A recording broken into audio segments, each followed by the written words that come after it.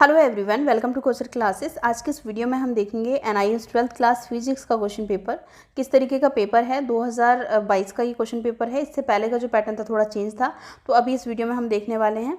देखिए, ये आपके 2022 वाला क्वेश्चन पेपर है। इससे क्वेश्चन जो इस वीडियो में जो मैं आपको क्वेश्चन दिखा रही हूँ, उन क्वेश्चन में से कुछ ही क्वेश्चन है जो रिपीट हो सकते हैं, अदरवाइज सभी क्वेश्चन रिपीट नहीं होंगे।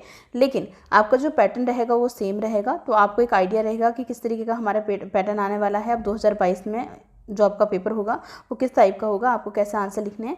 लास्ट में मैं कुछ आपको ट्रिक्स बताने वाली हूँ, तो आप ध्यान से देखिएगा वीडियो को, ठीक है। चलिए, सबसे पहले आपको यहाँ पर क्वेश्चन पेपर में आपका इनरोलमेंट नंबर फिल करना है, ठीक है। यहाँ पर डे और डेट ऑफ एग्जामिनेशन यहाँ पर लिख देनी है।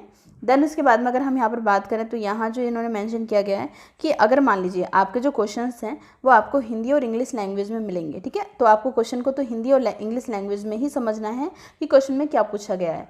लेकिन अगर आपको आंसर इंग्लिश में, हिंदी में, उर्दू में, पंजाबी में, बंगाली में, तमिल में, मलयालम में, किसी भी लैंग्वेज में अगर आपको आंसर अच्छे से आता है, जो भी आपकी ये लैंग्वेज है, अगर उसमें आप बेटर तरीके से आंसर लिख पाते हो, क्योंकि अगर मान लीजिए आपने हिंदी या इंग्लिश मीडियम लिया था और आपको हिंदी इंग्लिश से अच्छा आपको उर्दू में, पंजाबी में, बंगाली किसी भी लैंग्वेज में आता है आपको आंसर, तो आप अपना आंसर क्वेश्चन को समझ के लिख सकते हो, ठीक है।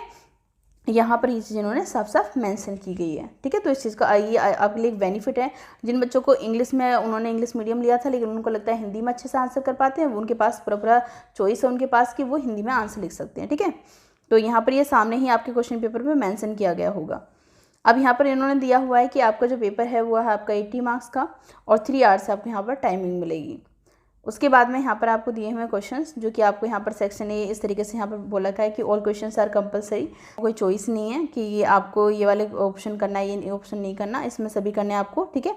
Each question from question number 1 to 10 has 4 alternative A, B, C and D, out of which one is most appropriate. Choose the correct answer among the 4 alternatives and write in your answer book। मतलब आपको क्या है, objective type के 10 question मिलेंगे। 1 to 10 आपको इस तरीके से क्वेश्चन दिए गए हैं कि आपको एक क्वेश्चन दिया गया होगा, उसके 4 आंसर दिए होंगे। जो बेस्ट आंसर होगा उसका वो आपको चूज़ करना, सेलेक्ट करना एंड अपनी आंसर बुक में लिखना होगा। जैसे कि हम यहाँ पर देख लेते हैं।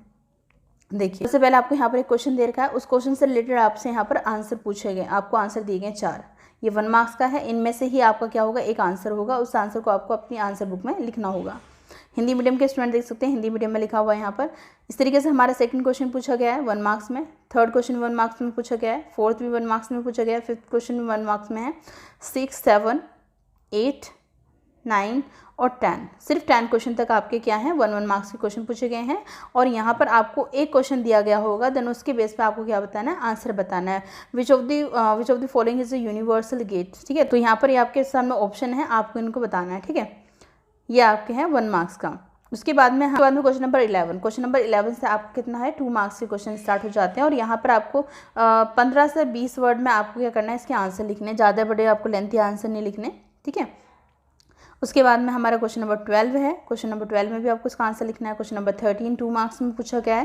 क्वेश्चन नंबर 14 2 मार्क्स में पूछा गया है। 15 भी 2 मार्क्स में है। 16, 17, 18 ये आपके क्या है, 2 मार्क्स में है। 19 क्वेश्चन आपका 2 मार्क्स में है।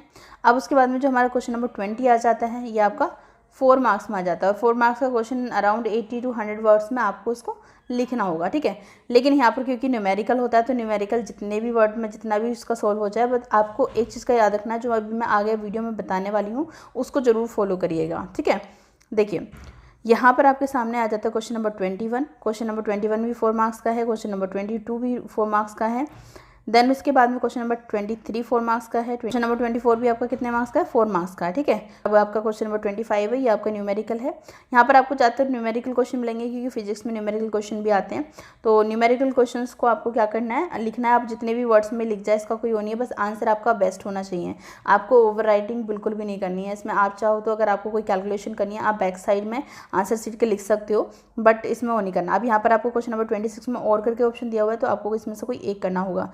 क्वेश्चन नंबर 26 आपका कितने मार्क्स, 27 आपका 6 मार्क्स का है, जहाँ पर आपसे state Newton's 3 laws of motion पूछे गए हैं। क्वेश्चन नंबर 28 है आपका 6 मार्क्स का है।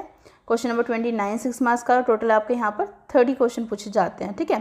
क्वेश्चन नंबर 30 भी आपका कितने मार्क्स का है, 6 मार्क्स का है।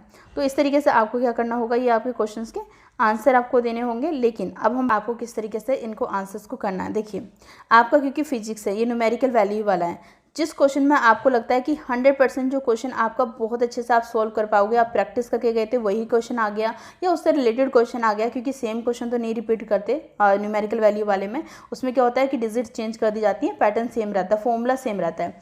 तो आपको क्या करना, उस क्वेश्चन को, जो क्वेश्चन पर आपको 100% है कि हाँ जी मैं बिल्कुल श्योर हूँ कि हाँ मुझे ये आता ही आता है, मैं कर दूंगा, तो उस क्वेश्चन को आपको सबसे पहले लिखना है और उसमें ओवर राइटिंग नहीं करनी है आपको, ताकि फर्स्ट जब कोई आपकी आंसर शीट देखे तो उसको भी अच्छा लगे कि हाँ बच्चे ने कुछ किया हुआ है, ठीक है, और सही से किया हुआ है, क्योंकि फर्स्ट इंप्रेशन इज़ लास्ट, ठीक है। तो यहाँ पर आपके सेकंड में क्या करना है, आपको जो क्वेश्चन आपको 50% अच्छे से आते हैं, 50% आपको डाउट है, वो क्वेश्चन आप करिएगा। एंड थर्ड, अगर हम लास्ट में बात करें तो लास्ट में आपको उन क्वेश्चन को करना है जो नहीं आते, लेकिन थोड़ा बहुत मतलब अभी आप भूल गए हो या फिर आपको नहीं आते, थोड़ा बहुत भी अगर आपको आता है तो क्वेश्चन पेपर को खाली नहीं छोड़कर आना, जितना आपको आता है उतना लिख कर आना है। लेकिन हाँ, इतना मैं कहूँगी कि आपके इसमें सिर्फ रटने से काम नहीं चलेगा, आपके फिजिक्स में क्या होता है, आपका कॉन्सेप्ट क्लियर करना बहुत ज़रूरी होता है, ठीक है। तो अगर आपने थोड़ा बहुत भी पढ़ाई करी है तो आप इजीली इस पेपर को भी पास कर पाएंगे। पास करना ईजी है, बट अगर आप अच्छी परसेंटेज लाने की बात कर रहे हो तो परसेंटेज लाने के लिए देखो बहुत अच्छे से कॉन्सेप्ट आपका क्लियर होना चाहिए। तो आई होप कि आपका कॉन्सेप्ट अच्छे से क्लियर होगा और आप आराम से अच्छे से पास हो जाएंगे। तो all the best for your exam. Thank you for watching.